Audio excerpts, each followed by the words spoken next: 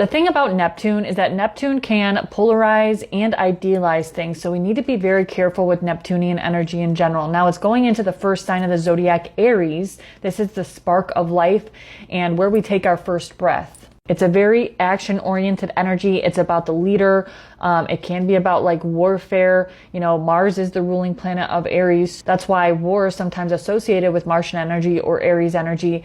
But when we polarize or idealize things of that nature, that's where we can get into a little bit of a sticky situation.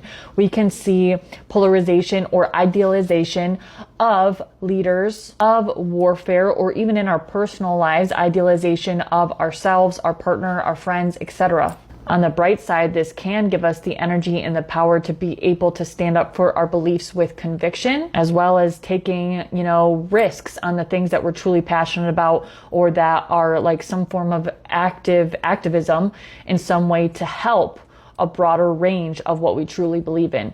This also helps us towards changing, like a transformative change, but we have to be able to take action to make those changes. Now let's talk a little bit about the last time that Neptune was in the sign of Aries.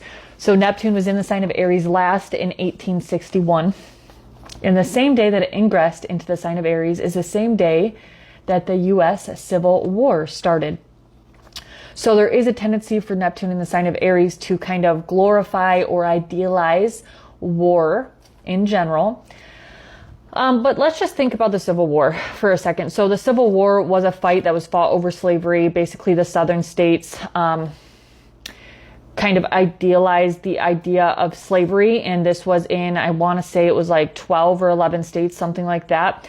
And then the North fought against it. So during this transit in 1865, the 13th Amendment was passed, which abolished slavery. And previously, it's interesting because something similar happened in England, 1370 to 1383, with the Peasants' Revolt. So do I think that this transit is necessarily going to bring out another civil war or another war that has to do with, the underdog or creating change? It does have this energy of protecting those perceived to be less than. Do I necessarily think it's going to trigger a war? I wouldn't go as far to say that, but all we can do when we're looking at astrology is look at patterns. So we're going to dive further into this in further videos, but Aries energy, Martian energy, and Neptune there does have this energy of warfare that glorifies it, that idealizes it, that makes it okay. And whether that's metaphoric or literal, this could be happening more in our individual lives. Like warfare, spiritual warfare is a very real thing. Neptune is the planet of spirituality. Aries is a sign of warfare. So we might see more things like conflict, protest, or, some sort of resistance to the people or a fight for sovereignty. And this goes along very well with the energies of Pluto and Aquarius that we're going to experience for the next 20 years. But it doesn't necessarily have to be violent per se. Although I will say that it can be. I will also say that a lot of astrologers have predicted similar things as to the Civil War happening, at least here in the US. That said, I am not here to scare any of you. I'm here to lift you guys up, empower you. Do not be afraid. Fear is one of the lowest vibrational frequencies we can as humans experience. And then it's like a magnet to other people, or other people are magnetized to it. It's very energy vampire type energy. So I'm not going to spread fear anywhere, including on this platform. There's nothing to be afraid of. There needs to be a balance of light and dark no matter what for this existence to exist. There has to be a balance of both light and dark. I'm just not going to spread the dark.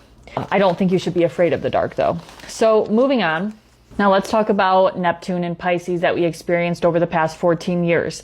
Now, Neptune in Pisces really dissolve the borders of things, and that's what Neptune has a tendency to do. We can associate Pisces and Neptune energy with the ocean. It's very boundless, it's very open, it's boundless, so to speak.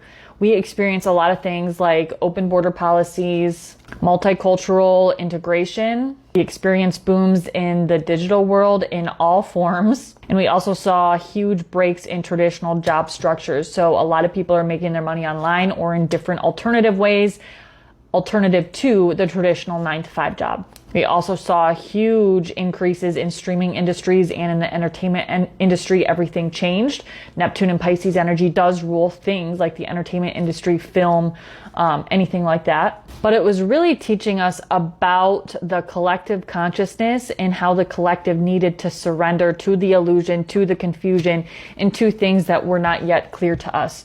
All of those things that were not clear to us or that we were not able to see through the Neptunian fog of the last 14 years will now become made clear as Neptune transits through the sign of Aries. Again, this shifts us from a globalization type energy to more so sovereignty and individuality. Institutions, nations, and people begin to realize who they are as individuals and what their unique identity is. This can be political repositioning, redefining borders, and ultimately redefining our purpose as individuals. We are establishing or reclaiming what ultimately sets us apart. So we could see like nationalist movements, local first economies, and missions driven by cultural and personal authenticity. Remember that Aries is all about discovery. We're being birthed into the world. Think of it as Fool card energy. This is the 0 point. This is a portal. This is literally shifting us into a new paradigm. Could also see things like, space exploration that explodes in the next 14 years, exploring different dimensions of consciousness and reality, as well as like deep sea exploration. Neptune is the ocean. But all in all, Aries energy is very fierce.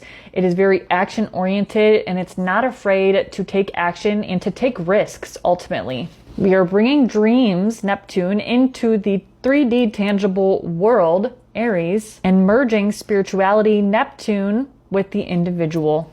You're bringing dreams into the tangible world and merging spirituality with action. We are pioneering spiritual ideals and ideas with courage and initiation. Spiritual activism, refining our individuality, autonomy, and sovereignty. We're manifesting our dreams. We're healing through action.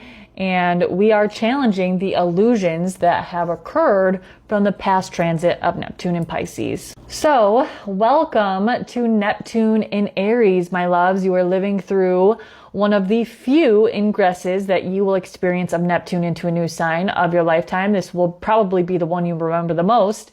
So, welcome, the first sign of the zodiac, Aries. This is a new paradigm. Enjoy it, guys.